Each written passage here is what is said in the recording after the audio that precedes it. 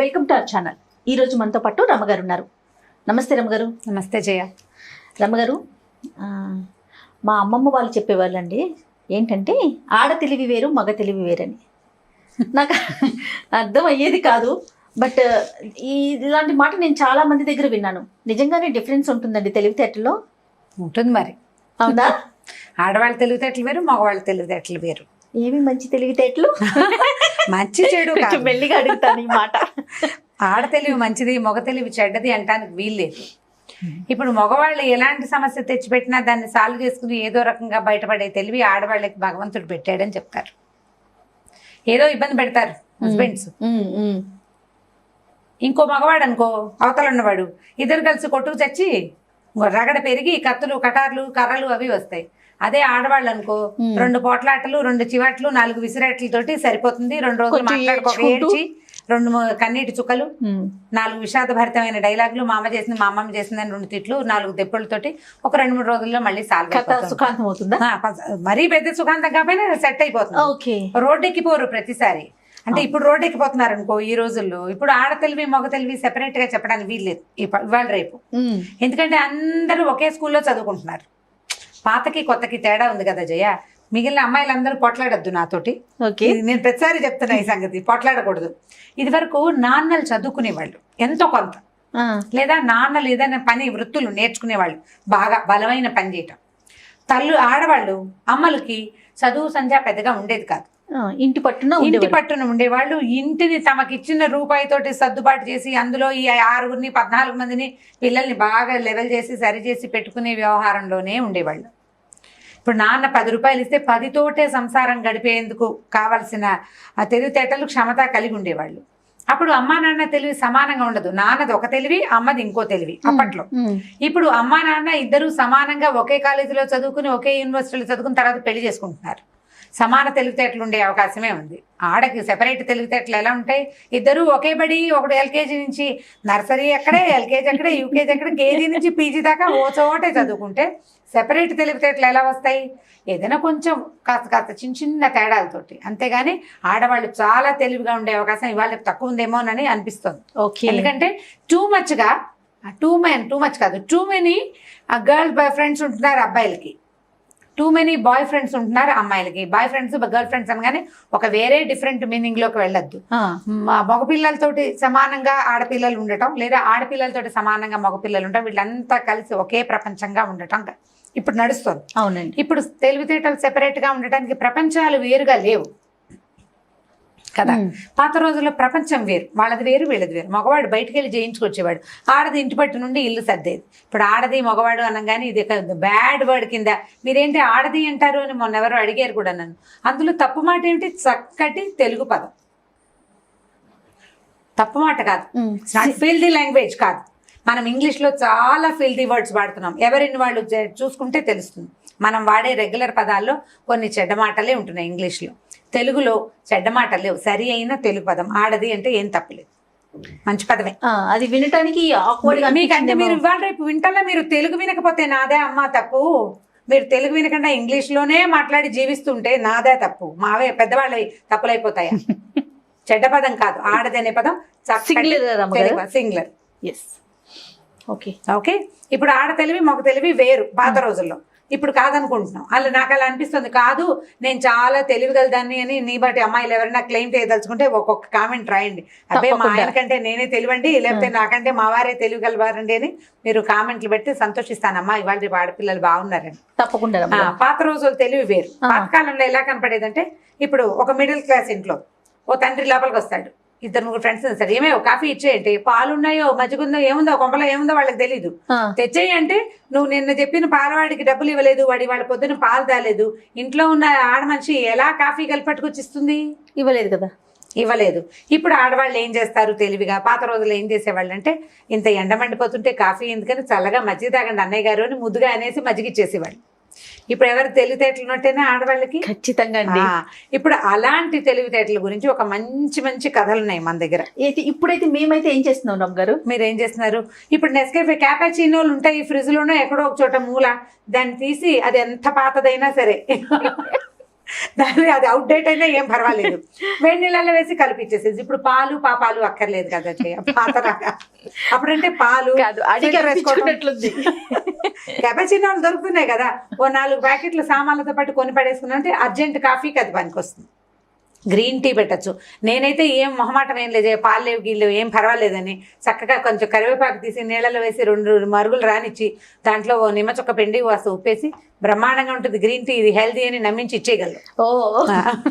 నాదొక తెలివి అది.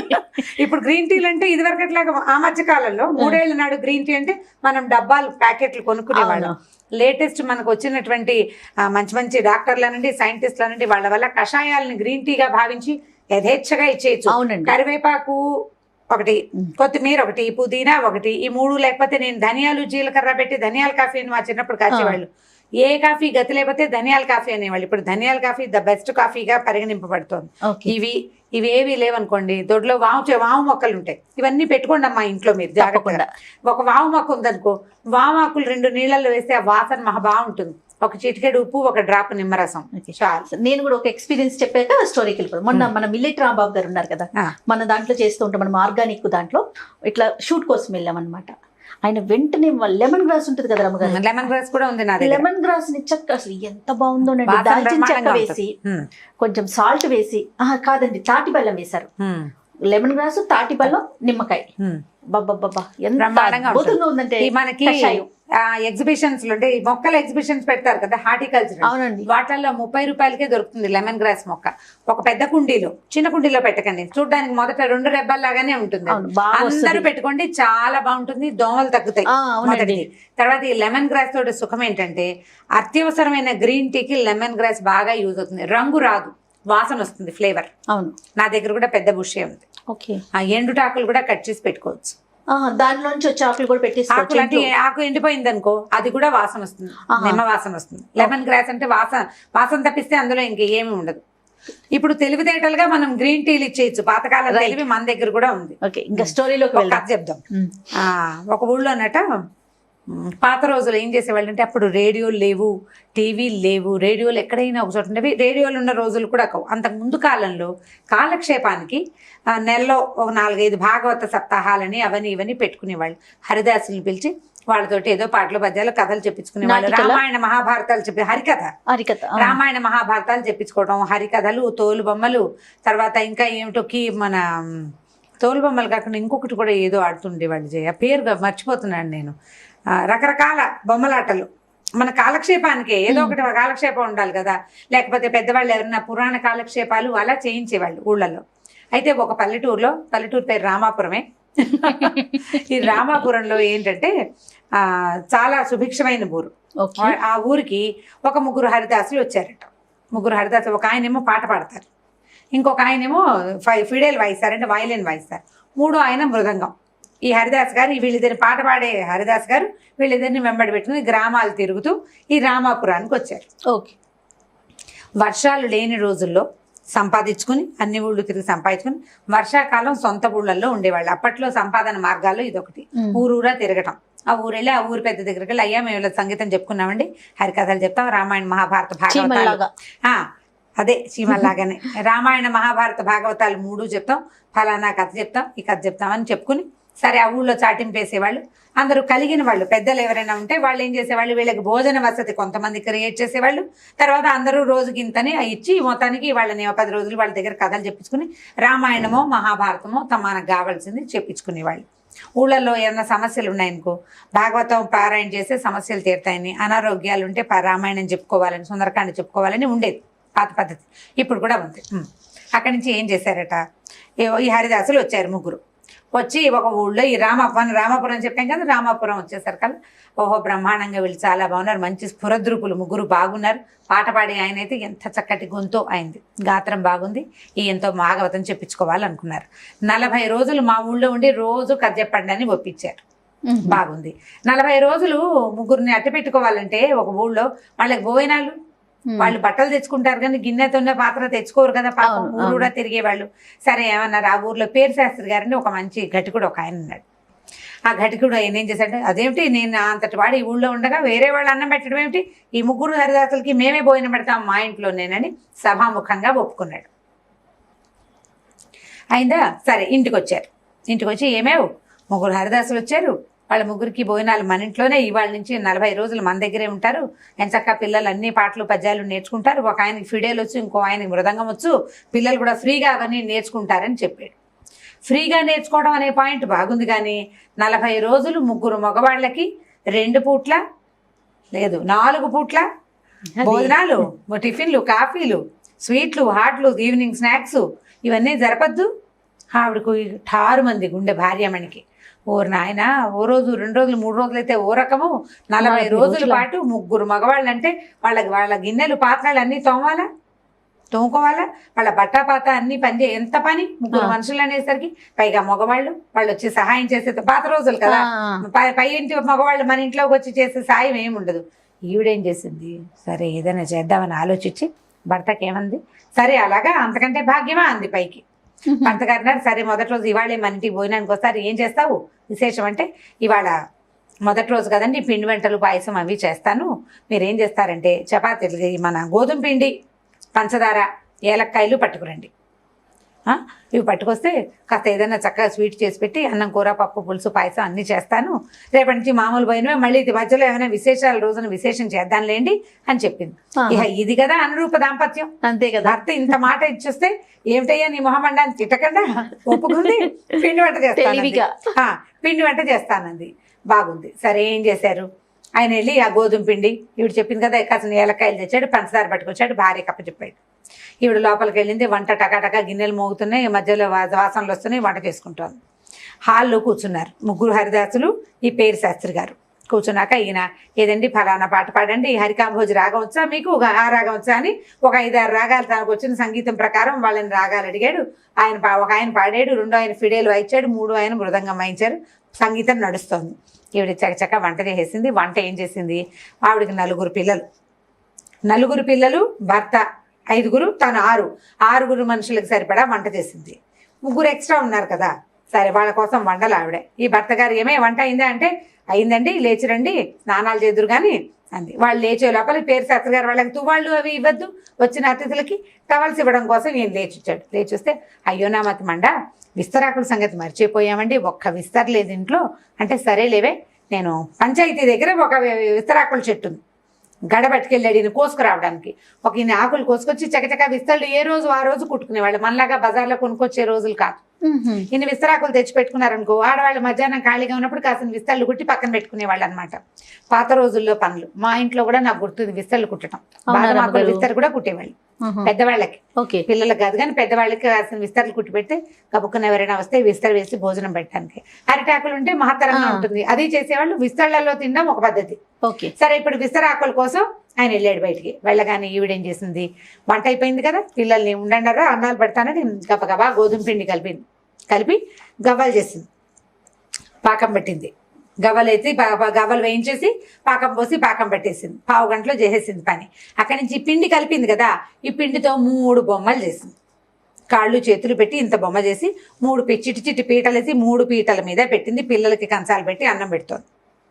తన పిల్లలకేమో అన్నాలు పెడుతోంది. 3 పీటల మీద 3 బొమ్మలు పెట్టేశారు కదా.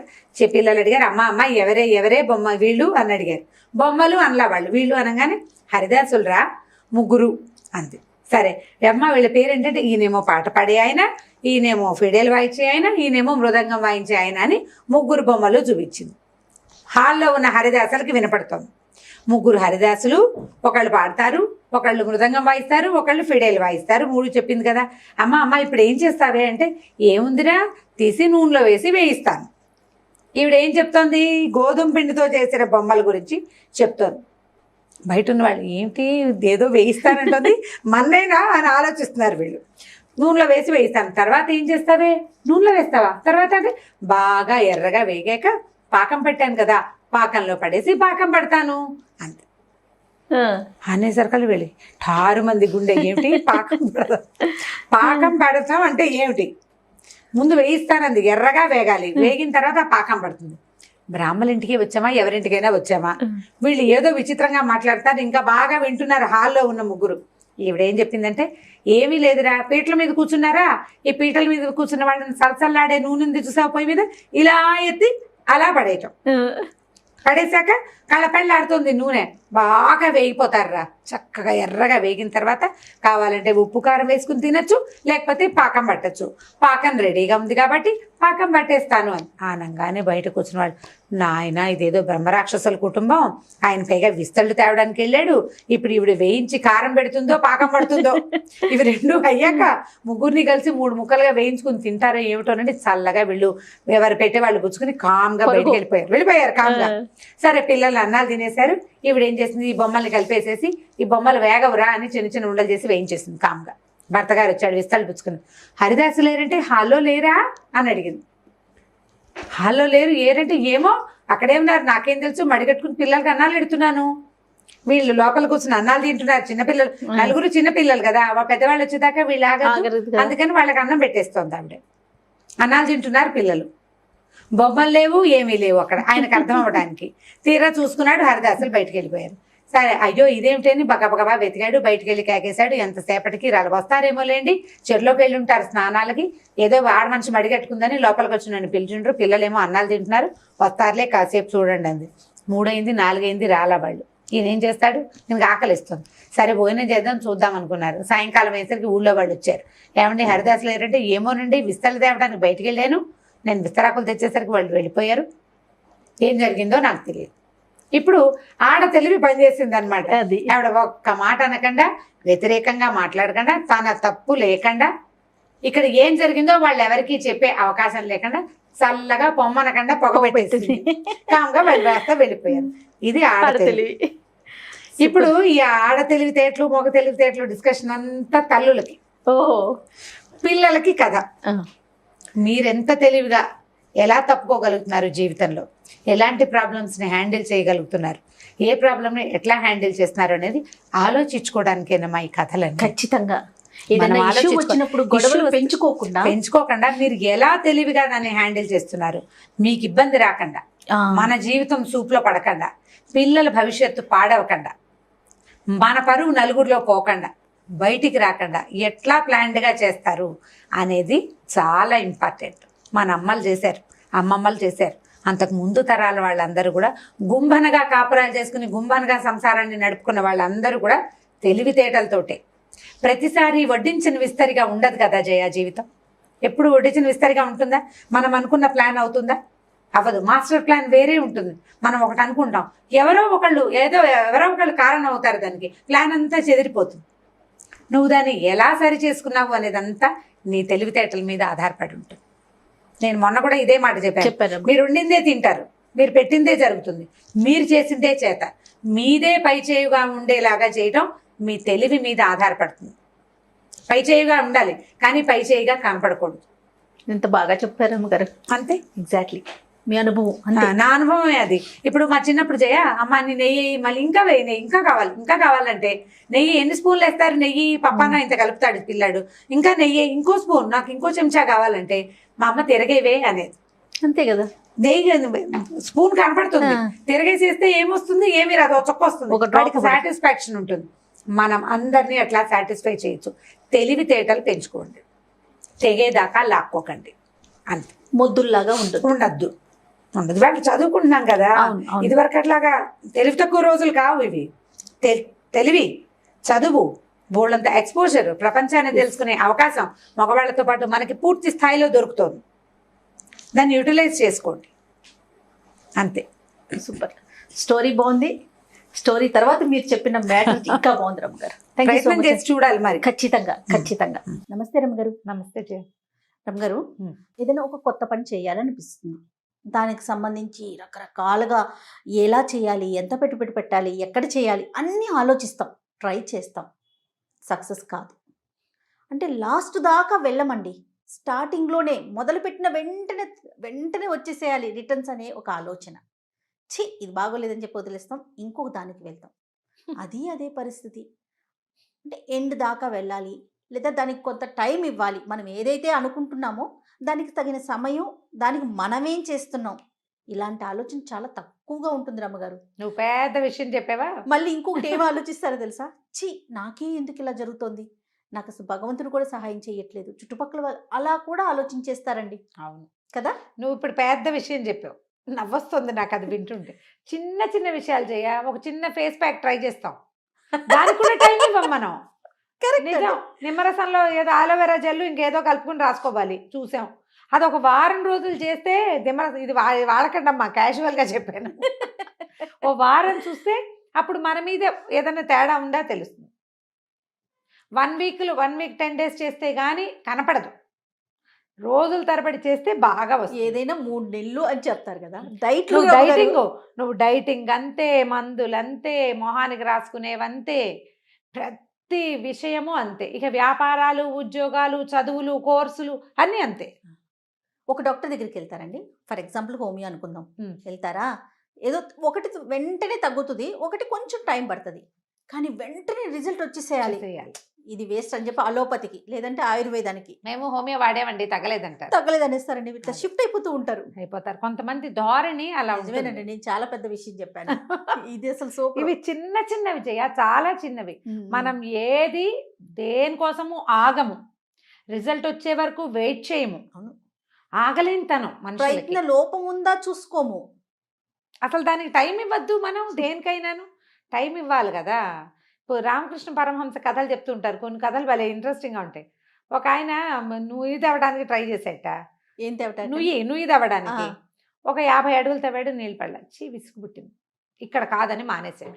ఇంకో చోట 65 తవ్వాడు, ఈసారి ఎక్కువ పడల. ఇంకో చోట 70 తవ్వాడు, పడల.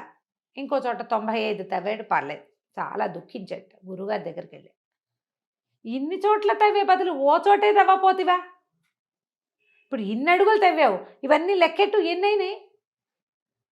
50 నుంచి స్టార్ట్ చేసి 51, 65 ఒకటి, 75 ఒకటి, 95 ఒకటి, అంటే ఇవన్నీ అడుగులు ఒకే చోట తవ్వితే పాతాళం తగిలేది, చచ్చినట్టు పడేవి నీళ్ళు అని చెప్పారు గురువుగారు. ఓపిక ఉండద్దు నీకు మరి కదా. చిన్న కథ ఇట్లాంటివి ఆలోచించుకోవాలి. చందమామ కథల్లో కూడా ఇలాంటివి భలే ఇంట్రెస్టింగ్ కథలు ఉంటాయి, భలే బాగుంటాయి కథలు. ఇప్పుడు ఒక బుల్లి కథ చెప్పైనా, ఇంకో పెద్ద కథ చెప్తాను చూడు. చెప్పండి. ఒక ఊరు గ్రామంలో ఒక ఆయన ఏదో ఎక్కడికో వెళ్తున్నాడు, ఎండలో బాగా ఎండగా ఉంది. సరే ఆయన ఏమనుకున్నాడంటే, ఎవరి వాకిట్లో అయినా ఆగి కాసిన మంచినీళ్ళు తాగుతాం అనుకున్నాడు. చూస్తే ఒక వాకిలి దగ్గర కొంచెం మనుషుల సందడి ఉంది, ఎవరో మనుషులు ఉన్నారు ఇంట్లో. తలుపులు తెరిచి ఉండాలిగా, మధ్యాహ్నం వేళ కాస్త ఒక మాదిరిగా ఉంది, 11 గంటల వేళ. ఈయన పోయి వాకిట్లో, అయ్యా మంచినీళ్ళు ఇస్తారా అని కేకేశాడు. ఆ లోపల ఉన్న గృహస్థు, పూజ చేసుకుంటున్నానండి, అయ్యాక వస్తాను కూర్చోండి అన్నాడు. ఈయన అరుగు మీద కూర్చున్నాడు. గంట వినపడింది, ఒక 5 నిమిషాలకి. గంట ఎప్పుడు ఇస్తాము, గంట ఎప్పుడు కొడతాం? చివరిగా హారతి ఇచ్చేటప్పుడు. హారతి అయ్యాక ఇంకేం ఉండదు, ఇంచుమించుగా అయిపోయినట్టే పూజ. ఏదో పునఃపూజ చేస్తే చేస్తారు, అన్ని రోజులు పునఃపూజ చెయ్యరు కదా. హారతి ఇచ్చేస్తే నైవేద్యం పుచ్చుకుని ఆయన వస్తాడు, మంచినీళ్ళు తెస్తాడు అనుకున్నాడు. రాల. అయ్యా మంచినీళ్ళు ఇస్తారండి అన్నాడు.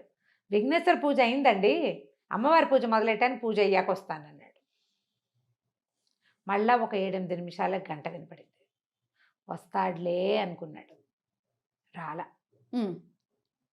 మళ్ళీ కేకేశాడు, అయ్యా మంచినీళ్ళు ఇస్తారంటే, ఇప్పుడేనండి అమ్మవారి పూజ అయింది, అయ్యవారి పూజ మొదలు పెడుతున్నాను, అది అయ్యాక.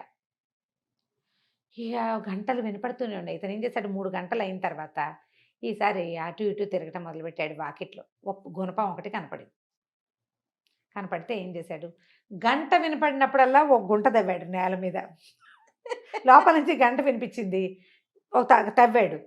ఇప్పుడు వస్తాడని చూశాడు, రాల, పూజ అవటల. మళ్ళీ గంట వినపడింది, ఇంకో చోట తవ్వాడు. సరే మొత్తానికి ఒక 1.5 ఆ లోపల నుంచి ఆయన మంచినీళ్ళు పుచ్చుకొచ్చాడు. పుచ్చుకొచ్చేసరికల్లా వాకిట్లో ఏముంది, వాకిలంతా గుంటలు తవ్వున్నాయి. ఆయన నిర్గాంతపడిపోయి, నీ మొహం మండా, అన్ని గుంటలు తవ్వావు ఏమిట్రా నాయన అంటే, నువ్వు గంట కొట్టినప్పుడల్లా గుంట తవ్వాను నాయన, నువ్వు భలేవాడివి. మంచినీళ్ళు అడిగితే ఇంతసేపా, నేను ఏమన్నా అన్నం పెట్టమన్నానా, ఒక గ్లాస్ మంచినీళ్ళు ఇచ్చిన తర్వాత నువ్వు గంటలు వాయించుకోకూడదు అన్నాడు. అనేసరికల్లా వింటే ఆయన కొళ్ళు మండిపోయింది. చక్కగా లక్షణమైన వాకిలంతా గుంటలు తవ్వేవు, నీ మొహం మండ, ఆ తవ్వే గుంటలన్నీ ఒక్క గుంటే తవ్వితే నీకు కావాల్సిన మంచినీళ్ళు పడేవి అందులో అన్నాడు.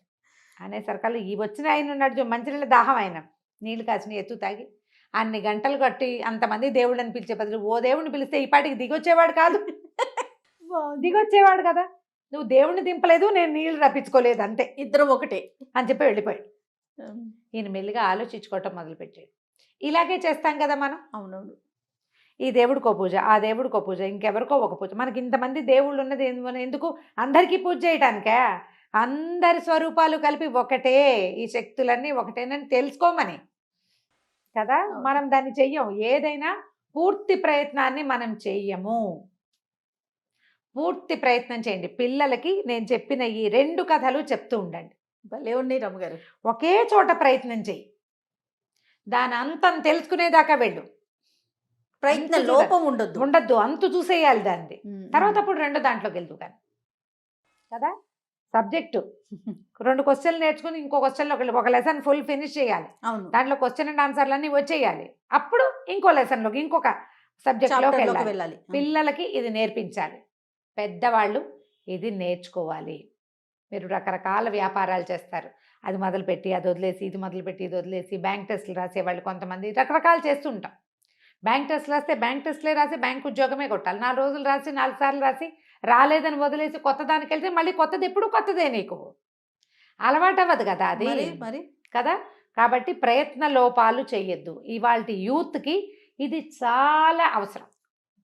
ఏదో ఒకటి మొదలు పెట్టడం మానేయటం చివరికి ఏమవుతుంది, Jack of all master of nothing అవుతాం మనం కదా. ఏది రాదు మనకి. అవును. కోర్సులు నేర్చుకోవటము, చదువుకోవడము అన్నీ కూడా ఈ 2 కథలు ఎప్పటికప్పుడు జ్ఞాపకం పెట్టుకోండి. ఇది గుర్తుంటే మనం సరిగ్గా చేయగలుగుతాం. ఏదైనా మొదలు పెడితే దాన్ని పర్ఫెక్ట్గా టిల్ ద ఎండ్, చివరి దాకా చేయాలి, రిజల్ట్ వచ్చేదాకా చేయాలి. లేదా అలాంటి వాటిని మొదలే పెట్టకూడదు, ఆలోచించుకుని స్టార్ట్ చేసి దిగాలి. చాలా బాగుంది రమ్మగారు. నమస్తే రమ్మగారు. నమస్తే జయ. రమ్మగారు ఏదన్నా మంచి కథ చెప్తారు? చెప్తాం. రాజుగారి స్వర్గలోక యాత్ర సంగతి చెప్తాం. ఓకే, బాగుంది. స్వర్గలోక యాత్రకు వెళ్తారా ఎవరైనా? అది మీరు చెప్పిన స్టోరీని బట్టి డిసైడ్ చేసుకుంటామండి. సరే. అనగనగా ఒక ఊళ్ళో ఒక రాజుగారు ఉండేవారు. రాజుగారు తను చాలా తెలివిగలవాడినని, చాలా మంచివాడినని, చాలా ఉత్తమోత్తముడని ఆయన ఉద్దేశం. ఆయనకి చాలామంది చిన్న పొన్న అధికారులు వాళ్ళు ఉండేవాళ్ళు. ఒక మంత్రి గారు ఉండేవాడు. మంత్రి గారు ఎప్పుడు రాజుని పొగిడేవాడు. సహజం. రాజుకు చాలా సంతోషంగా ఉండేది. మీరు ఎప్పుడు నాతోటే ఉండాలనేవాడు. ఇంత మంచి మంత్రి ఏదైనా ఒక పని చేస్తే శభాష్ అనేవాళ్ళు కావాలి కదా, మనకు కూడా కావాలి. అవును. అప్రిసియేషన్కి ఎంత అవసరమో అసలు జీవితానికి మనకు అదే కావాలి. అయితే ఈ రాజుకి మంత్రి గారిని ఎప్పుడు నువ్వు నాతోనే ఉండాలి అని అనేవాడు. ఇప్పుడు ఈయన మాతోటే ఉంచుకోవాలి అనుకునేవాడు. ఒకరోజు రాజు మంత్రి కలిసి వ్యాహ్యాళ్ళకి ఏటో వెళ్ళారు. కొంచెం చీకటి పడి నగరానికి దగ్గరగా నడిచి వస్తుండగా నక్కల కూతలు వినపడ్డాయట. ఓకే. నక్కల కూతలు వినపడేసరికల్లా ఈ రాజుగారు ఇదేమిటి ఇన్ని నక్కలు ఒకేసారి కూస్తున్నాయి ఇంత దగ్గరలో అని అడిగేసరికల్లా వెంటనే మంత్రి గబగబా ఆలోచించుకున్నాడు. రాజు మనం ఏం చెప్పినా వింటాడు. పాపం నక్కలు చలికాలం కదా ప్రభు, చాలా చలేస్తుంది, వాటికి కంబళ్ళు లేవని మీతో మొరబెట్టుకుంటున్నాయి అన్నాడు. అంటే నక్కలు ఆపదలో ఉన్నాయన్నమాట. ఇప్పుడు మనకి మామూలుగా మంత్రులు చాలా మంది ఉంటారు కదా, అధికారులు చాలా మంది ఉంటారు. ఒక్కోళ్ళు ఒక్కోటి చేస్తారు. మంచిని నీళ్ళవాడు ఒకడు, రక్షణాధికారి ఒకడు, వాళ్ళకి మళ్ళీ సహాయ మంత్రులు ఉంటారు. ఏదైనా సమస్యలు వచ్చినప్పుడు హ్యాండిల్ చేసే అధికారులు ఉంటారు. మన దగ్గర కూడా ఉంటారు కదా ట్రబుల్ షూటర్స్. ఆ ట్రబుల్ షూటింగ్ అధికారులు ఎవరో పనిచేయట్లా సరిగ్గా. నక్కలకి ఇంత కష్టం వచ్చింది, చలేసి చచ్చిపోతున్నాయి. అవి ఆ కంబళ్ళు ఇవ్వలేదు వాటికి. అవి ఆ దుఃఖాన్ని రాజుగారితో మొరపెట్టుకుంటున్నాయి. ఓకే. రాజుగారు అబ్బా ఎవరు వాడు ఆ అధికారి అన్నాడు. అనేసరికల్లా ఫలానా అధికారి ప్రభు, పాపం వాడు వినిపించుకోలేదు కాబట్టి మీకు వచ్చి చెప్తున్నాయి నక్కలు, అందుకే ఒకేసారి ఓడబెడుతున్నాయి అనగానే వెంటనే ఆ అధికారిని కొరతయించండి, నక్కలకి కొంబళిపించండి అన్నాడు. బాగానే ఉంది. ఈయనకి ఆ ట్రబుల్ షూటింగ్ డిపార్ట్మెంట్లో ఉన్న హయ్యర్ అఫీషియల్ అంటే మంట ఈ మంత్రి గారికి. ఎప్పుడూ కుదరలేదు వాడికి వీడికి, ఛాన్స్ దొరికింది. ఆయన్ని కొరతేశారు. ఓకే. ఆయన్ని శిక్షించి కంబళ్ళకి డబ్బులు, రాజుగారు శాంక్షన్ చేసిన డబ్బులు జేబులో వేసుకున్నారు. నక్కల కంబళ్ళు. మళ్ళీ కొద్ది రోజుల తర్వాత వెళ్తే మళ్ళీ నక్కల కూతలు వినిపించేసరికల్లా ఈయన మన రాజుగారు ఆశ్చర్యపోయి ఏంటి మళ్ళీ నక్కల కూతలు వినపడతాయంటే, అదే మహాప్రభు మీరు కంబళ్ళు ఇప్పించారు కదా, కృతజ్ఞతలు చెప్తున్నాయి అవి మీకు. రాజుగారు శభాష్ అంటాడు. ఆహాహా మీరు ఎంత గొప్ప పని చేశారు మంత్రి గారు, ఎక్కడైనా మీరు నాతోటే ఉండాలి ఎప్పుడు అనేసరికల్లా స్వర్గానికైనా నరకానికైనా మీతోటే వస్తాను ప్రభు, నేను మీరు ఎక్కడుంటే అక్కడ ఉంటానన్నాడు మంత్రి గారు. బాగుంది. కొన్ని రోజులు పోయాక మళ్ళీ వ్యాహ్యాలకి వెళ్ళారు. ఈయన సాయంకాలాలు మాట్లాడుకోవడానికి బాగుంటుంది, చల్లగా తిరుగుతూ ప్రతిరోజు వ్యాహ్యాలు వెళ్తూ ఉంటారు తరచుగా. ఒక 10 రోజులకి వారానికి అట్లా వెళ్తారు. వెళ్తుంటే ఒక బలిసిన అడవి పంది ఒకటి ఆయనకు కనపడింది. ఆ, కనపడేసరికల్లా ఈయన ఏమిటి అదెంత ఏమిటి అని అడిగాడు. అడిగేసరికల్లా ఈయన వెంటనే ఏం చేశాడంటే ఏనుగుల శాల, ఆ శాలలో ఉన్న అధికారం అంటే ఈయనకి ఇష్టం ఉండదు. అది పంది అది కాదు మహాప్రభు, మన దగ్గర ఉన్న ఏనుగులు ఉన్నాయి కదా, తిండి అవి సరిగ్గా పెట్టక ఇట్లా బక్క చిక్కిపోయి రోడ్ల మీద తిరుగుతున్నాయి అని చెప్పాడు. రాజుగారు ఆశ్చర్యపోయాడు. ఏనుగు చిక్కిపోయి ఇంత అయిపోయిందా అంటే ఆహారం పెట్టట్లేదు అనమాట. ఆ ఏనుగుల శాల అధికారి నాడు వాడిని ముందు ఖైదు చేయించండి, ఏనుగులకి బాగా తిండి పెట్టించండి. ఏనుగుల కోసం కొంత డబ్బు శాంక్షన్ చేశాడు. శాలాధికారి పోయి జైల్లో కూర్చున్నాడు. ఈయన తన చుట్టాన్ని ఒకరిని ఆ శాలాధికారిగా వేశాడు. ఎక్స్ట్రా వచ్చిన డబ్బులు నువ్వు నేను పంచుకున్నాం. సూపర్. రాజుగారు అన్నాడు, మీ వల్ల కదా ప్రపంచం ఇంత బాగుంది అని సంతోషించాడు. మళ్ళీ వ్యాహ్యాళ్ళకి వెళ్ళినప్పుడు ఇంకొక అడవి పంది కనపడింది. అదేమిటి ఏనుగులకి బోల్ డబ్బు శాంక్షన్ చేశాం కదా, అది ఇంకా ఇలాగే ఉంది అంటే, అయ్యో అది ఏనుగు పిల్ల ఎందుకైంది మహాప్రభు, బలేవారు ఎలకలు మీ వంటశాల అధికారులు సరిగ్గా ఉండరు, అన్నీ వదిలిపెట్టేస్తారు, ఆరోగ్యకరమైన ఆహారాన్ని అంతా వదిలిపెట్టేస్తారు. ఎలికలు తిని తెగబలిసిపోయినాయి. వంటశాలల్లో జరిగే పొరపాటు వల్ల ఎలికిట్లా పందెంత అయింది అన్నాడు. అనేసరికి అంటే ఇప్పుడు పందికొక్కులు ఉంటాయి కదా, అవునవును, అవి ఇంతలా ఉంటాయి. దాంతో రాజుగారు ఆశ్చర్యపోయి, ఎవరో వంటశాల అధికారి ఎవడు బండిపిలు, ఆరోగ్యవంతమైన ఆహారం కుటుంబాలు మనకి రాజస్థానంలో ఉన్న వాళ్ళకి పెట్టాల్సింది పోయి ఎలుకలకి పెడుతున్నాడు, వాడిని కూడా అరెస్ట్ చేయండి.